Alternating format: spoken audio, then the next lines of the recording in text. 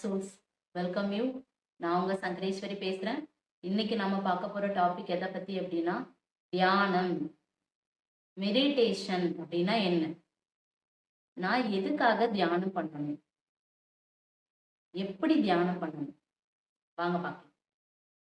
வாழ்க்கை ஓட்டத்துல ஓடிட்டே இருக்கிற ஒவ்வொரு மனுஷனுக்கும் ஓய்வு அப்படின்ற ஒரு விஷயம் தேவைப்படுது. அதுக்காக தான் இந்த இயற்கை கொடுத்த வரம் தான் இரவு. பகல் முழுக்க நீ ஓடிட்டே இரு, இரவு முழுக்க நீ தூங்கு. ஸோ அந்த தூக்கம் அப்படின்ற ஒரு விஷயம் எவ்வளோ இம்பார்ட்டண்டா இருக்கு ஒரு மனுஷனுக்கு. ஒரு தூக்கம் இல்லைன்னா தன்னால அடுத்த வேலைகளை பண்ண முடியுமா? தூங்கி எந்திரிச்சதுக்கு அப்புறமா நம்ம எப்படி ஒரு ரெஃப்ரெஷ்ஷா ஃபீல் பண்றோம் அப்படின்னு உங்களுக்கே தெரியுங்க. ஒரு புத்துணர்ச்சியா ஃபீல் பண்றோம். தூக்கம் இல்லாம நாம செயல்பட்டுட்டே இருந்தா நாம என்ன ஆகும்? ஸோ எல்லாருக்குமே இங்க ரெஸ்ட், ஓய்வு அப்படின்ற ஒரு விஷயம் தேவைப்படுது. அதே மாதிரி ஓடிட்டே இருக்கிற இந்த மனச, எண்ணங்களை, இந்த உணர்வுகளை நாம விழிப்புணர்வோட பார்க்கணும். அதுதான் தியானத்துக்கான ஒரு பயிற்சி நிலை. எப்படி அப்படின்னா, தியானம் அப்படின்ற ஒரு விஷயம் நாம பண்ற விஷயம் கிடையாது. தியானம் அப்படின்ற ஒரு விஷயம் நமக்குள்ள நிகழக்கூடிய ஒரு விஷயம். அதற்கான ஒரு பயிற்சியை மட்டுமே தான் நாம இங்க எடுக்க முடியுமே தவிர, தியானம் அப்படின்ன உடனே நாம உட்கார்ந்த உடனே நமக்கு தியானம் நிகழ்ந்துராது. ஒரு விளையாட்டு வீரர் ஸ்ட்ரெயிட்டாவே ஒரு ஒரு சக்சஸ் அப்படின்ற ஒரு ஸ்டேஜுக்கு போக முடியாது. அதற்கான பயிற்சிகளை அவங்க எடுத்திருப்பாங்க. ஸோ எந்த ஒரு விஷயத்துக்குமே பயிற்சின்ற ஒரு விஷயம் இருந்தாதான் நாம அந்த விஷயத்துல எக்ஸ்பர்ட் ஆக முடியும்.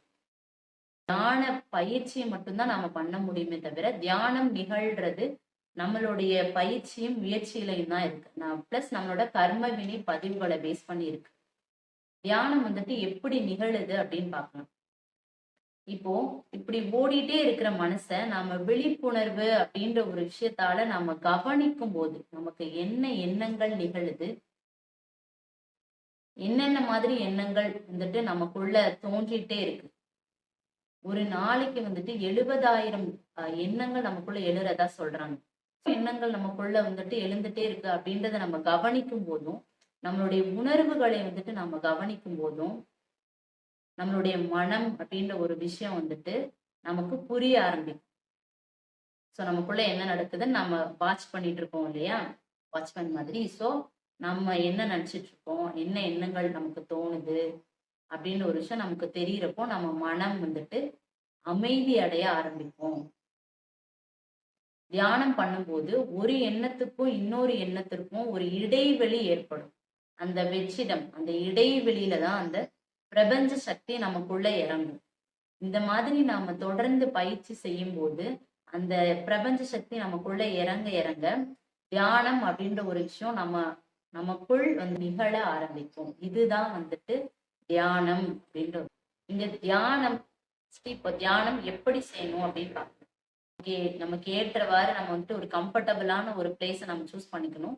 ஸோ கீழே உட்கார்றது பெட்டர். நம்ம கீழே சமணங்கால் கூட்டி கீழே உட்காந்து உங்களுக்கு சௌகரியமான ஒரு பொசிஷன் நம்ம உட்காந்துக்கணும். சமணங்கால் கூட்டி உட்காந்துக்கிட்டு ஆசனம் போடணும் அப்படின்ற அவசியம்லாம் இல்லை. உங்களுக்கு சௌகரியமான ஒரு இடத்துல உட்காந்துக்கிட்டு கீழே உட்காந்துக்கிட்டு கைகளை தளர்வா வச்சுக்கிட்டு முதுகெலும்பு ஸ்ட்ரெயிட்டா இருக்கணும். ரொம்ப வளைக்க கூடாது. ஏன்னா வளைச்சோம் அப்படின்னா அது அசௌகரியத்தை ஏற்படுத்தும். ஸோ அதனால நம்ம ஸ்ட்ரெயிட்டா உட்காந்துக்கிட்டு நம்மளுடைய எண்ணங்களை கவனிக்க ஆரம்பிக்கணும். நம்மளுடைய எண்ணங்கள் நமக்கு என்னென்ன எண்ணங்கள் இருந்தோ அதை கவனிக்க ஆரம்பிக்கணும்.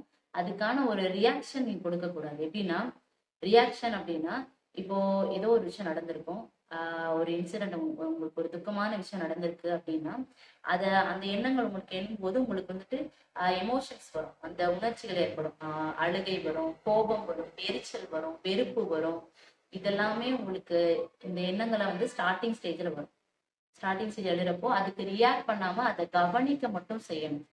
கவனிக்கும் போது அந்த எண்ணங்கள் ஆஹ் தொடர்ந்து பயிற்சி செய்ய செய்ய நமக்கு குறைய ஆரம்பிக்கும். அந்த உணர்ச்சிகளால நாம ஓவர் ரியாக்ட் ஆகாம இருப்போம். உணர்ச்சி வசப்படாம இந்த உணர்வுகள் எனக்கு எழுகிறதா அப்படின்னு ஒரு அவேர்னஸ்ல மட்டுமே இருப்போம். அந்த விழிப்புணர்வு தன்மையோடயே நம்ம அந்த தியானத்துல உட்கார்ந்துட்டு இருக்கும் போது ஒரு 20 to 25 minutes, ஒரு 25ல இருந்து 30 நிமிஷத்துக்கு தாண்டினதுக்கு அப்புறமா ஒரு எண்ணத்துக்கும் இன்னொரு எண்ணத்திற்கும் இடைவெளி ஏற்படும் போது அந்த பிரபஞ்ச சக்தி நமக்குள்ள இறங்கும். நம்ம மனம் வந்து அமைதி அடையும்.